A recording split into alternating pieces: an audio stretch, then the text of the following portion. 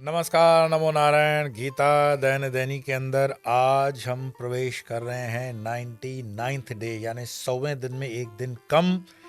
और श्लोक है 27 और 28, अध्याय है चौथा, और जिसका टाइटल आप ऑलरेडी जानते हो, ज्ञान कर्म संन्यास योग।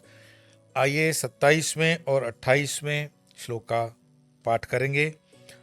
सर्वाणीन्द्रिय कर्माणि प्राणकर्माणि चापरे आत्मसंयम योगाग्नौ जुघते ज्ञानदीपिते द्रव्ययज्ञास्तपोयज्ञा योगयज्ञास्तथा परे स्वाध्याय ज्ञानयज्ञाश्च यतयः संशितव्रताः। अर्थात दूसरे योगी जन इंद्रियों की संपूर्ण क्रियाओं को और प्राणों की समस्त क्रियाओं को ज्ञान से प्रकाशित आत्म संयम रूप अग्नि में हवन करते हैं। कई साधक द्रव्य संबंधी यज्ञ या दान करने वाले हैं और कितने ही तपस्या रूप यज्ञ करने वाले हैं, तथा अन्य कई साधक योग रूप यज्ञ यानी प्राणायाम प्रत्याहार आदि करने वाले हैं, और कितने ही स्वाध्याय रूप यज्ञ वेद पारायण और कई शास्त्रों के अर्थ को हृदयंगम करना रूप यानी जैसा ज्ञान यज्ञ करने वाले हैं। कई यत्नशील पुरुष अहिंसा आदि तीक्ष्ण व्रतों का पालन करते हैं, अर्थात इन सूक्ष्म शुद्ध व्रतों को यज्ञ रूप से करते हैं। जैसे कि मैंने कल आपको बताया था कि आगे चल कर के 12 प्रकार के यज्ञ बताए जाते हैं, लेकिन आज के इन श्लोक में बताया है कि ये ध्यान योगी 5 ज्ञानेंद्रियों,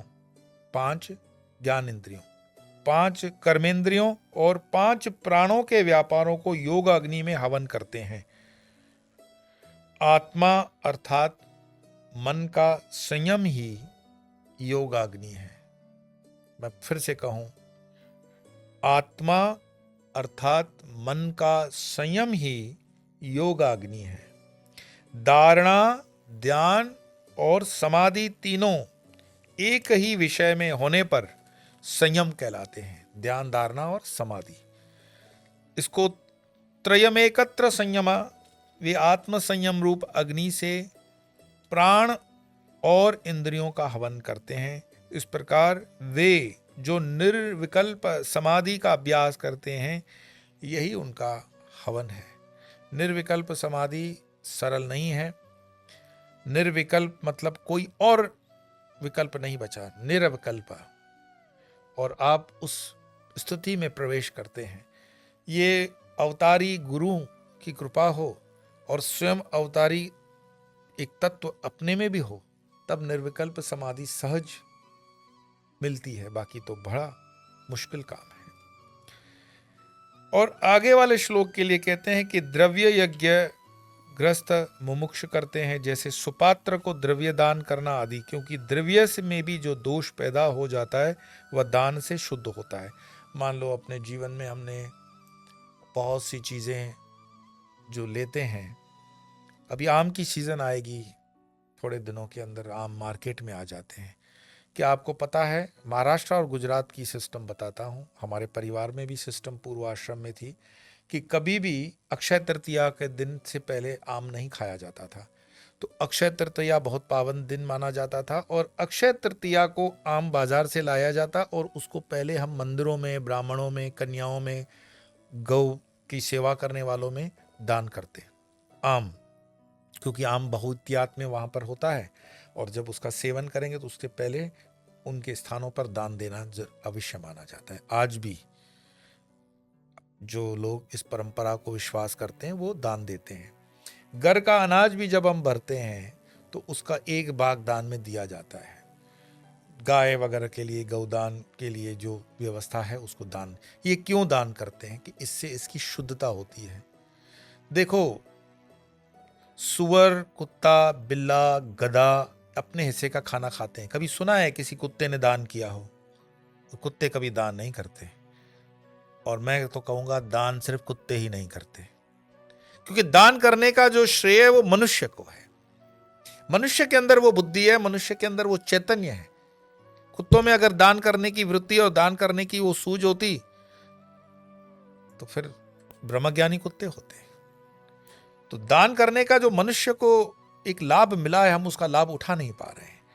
अब जब मैं कहता हूं दान, तो दान सुपात्र को जाना चाहिए, इसका भी ध्यान रखना। कुपात्र को दान जाना भी नहीं चाहिए। तो धन जो कमाया उसको शुद्ध करने के लिए धन का दान है, जो अन्न है उसका भी दान है। बड़े बड़े गांवों में मैं जाता हूं तो वहां पर पैसा तो कैश नहीं रहता, लेकिन लोग दान करते हैं बोरी भर भर के। अगर ज्वार निकली है तो ज्वार देंगे, गेहूं निकली गेहूं निकले, प्याज है तो प्याज देंगे। संतराम मंदिर में मैं रुका हुआ था, तो संतराम मंदिर में दूध, महीने में एक दिन जो पूनम आती है, पूर्णमासी को दूध दान दिया जाता है। इतना दूध आता है, इतना दूध आता है कि महाराज जी बताते हैं कि फिर उसका घी बना करके दिए के लिए रखा जाता है और छाछ वगैरह जो बांटी जाती है। और बाकी अन्य क्षेत्र में तो कड़ी वगैरह बनती है। महीने का एक दिन दूध दान में चला जाता है।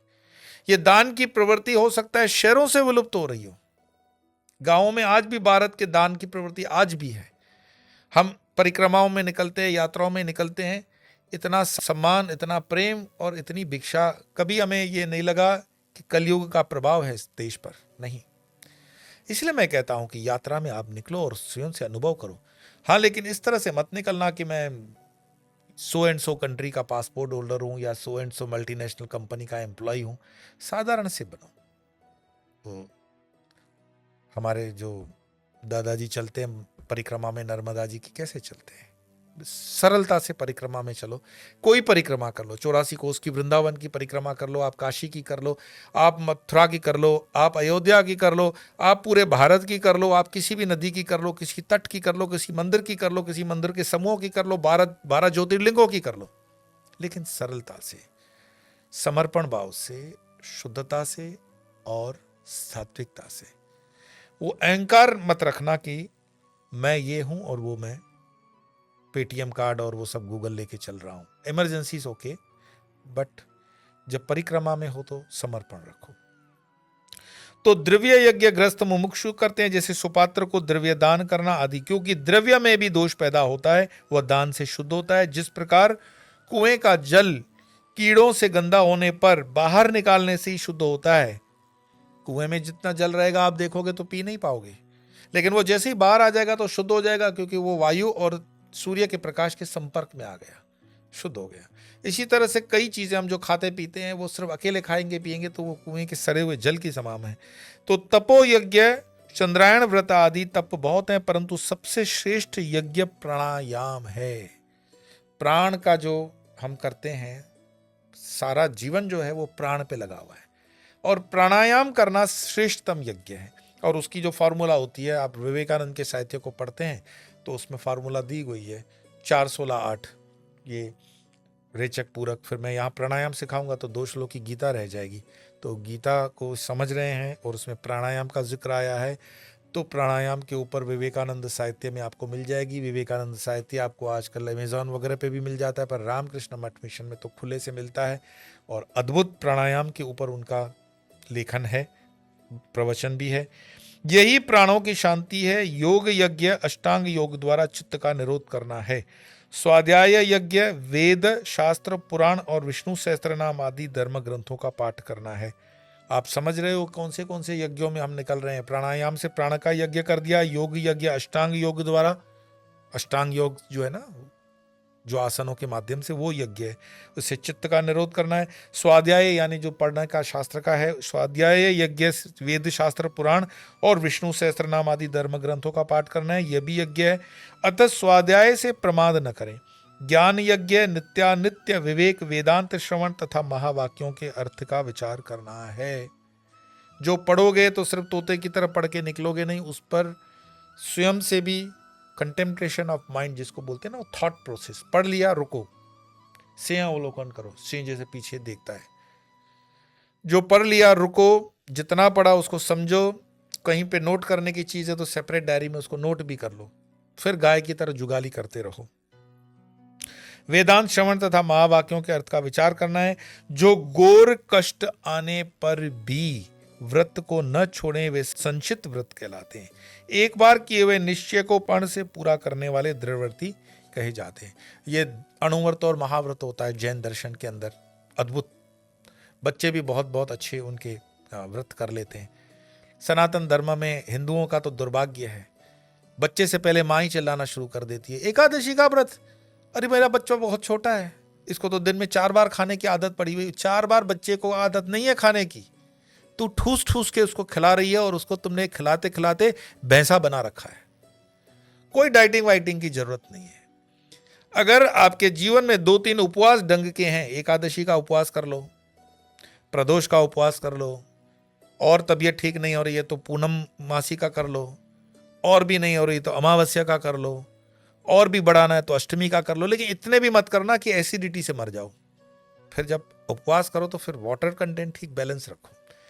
महीने में 1 आध बार निर्जला भी कर लो, कोई दिक्कत नहीं है। बॉडी में उतना पानी रहता है, एक दिन में कुछ नहीं होता। या मैं अपने प्रमाण से कहता हूं, 12-13 दिन तक बिना जल बिना खाए पिए कुछ नहीं होता, आराम से नींद वगैरह बढ़िया आती है। जब ध्यान करते रहो बस। इस उपवास करने से बॉडी के जो सेल्स है ना वो रिवाइव होते हैं, ऐसा नहीं है, वैज्ञानिक है। और आपकी संकल्प शक्ति बढ़ती है। वो जो यूथ पूछता है ना कि ब्रह्मचार्य कैसे लाऊं, अरे भैया ब्रह्मचार्य के लिए संकल्प होना चाहिए। और संकल्प कहां से शुरू करोगे? जो ये सारा दिन उठते ही घोड़े की तरह मुंह चालाना शुरू कर देते हो, उठते ही फ्रिज में खोलना शुरू किया, ब्रेड है, बटर है, क्या क्या नहीं खाओगे, न खाने वाली चीजें खा लेते हो। थोड़ा संयमित में आ जाओ, थोड़ा मसाले वगैरह जो है संयम में आ जाओ। क्वांटिटी को देखो। ब्रह्मार्पण वाला मंत्र याद है, 4/24, चौथा अध्याय 24 श्लोक। ओम ब्रह्मार्पणम ब्रह्मवे ब्रह्माग्नौ ब्रह्मणाहुतम ब्रह्मैव तेन गंतव्यम ब्रह्म कर्म समाधिना। ये करने के बाद आपको लगेगा जीवन परिवर्तित हो रहा है, गीता उतर रही है आपके जीवन में, ये मेरी गारंटी है। अगर ये इतने 2-3 पैरामीटर्स करने के बाद आपको फर्क नहीं पड़ता है, आप गीता सुनना बंद कर दो। फिर आपका दोष नहीं है, दोष यहां का है। इस श्लोक को पढ़ने से आपने भोजन ग्रहण करना शुरू किया है, वो भोजन प्रसाद है, वो प्रसाद आप पर असर करेगा करेगा करेगा। तो प्रयास तो आपको करना पड़ेगा, बिना प्रयास के तो मुश्किल है। और फिर 12 प्रकार के यज्ञों में मैं बताया कि यज्ञ वाणी से करोगे, कि वर्तन से करोगे, कि विचार से करोगे, कि शास्त्र से करोगे, कि प्राणायाम से करोगे। कृष्ण कितनी वैरायटी दोगे कि वो ये कह रहा है भाई कुछ तो करोगे, तो करोगे तब तो हम आगे बढ़ेंगे। तो कुछ भी नहीं कर सकते हो तो भाई इस 2 श्लोकी गीता को आगे अपने 2-4 लोगों तक तो पहुंचा दो। इतनी तो सनातन की सेवा करोगे कि ये भी नहीं होता है, कर सकते हैं। छोटे छोटे संकल्पों से अणुव्रत से महाव्रत की ओर बढ़ेंगे। आइए 2 श्लोकों का पाठ करेंगे और विराम देंगे। सर्वाणीन्द्रिय कर्माणि प्राण कर्माणि चापरे आत्मसंयम योग अग्नो जुहते ज्ञान दीपिते द्रव्य यज्ञास्तपो यज्ञा योग यज्ञास्तथा परे स्वाध्याय ज्ञान यज्ञाश्च यतय संशित व्रताः। आज इतना ही, कल फिर मिलेंगे 100वें दिन में। तब तक के लिए नमो नारायण।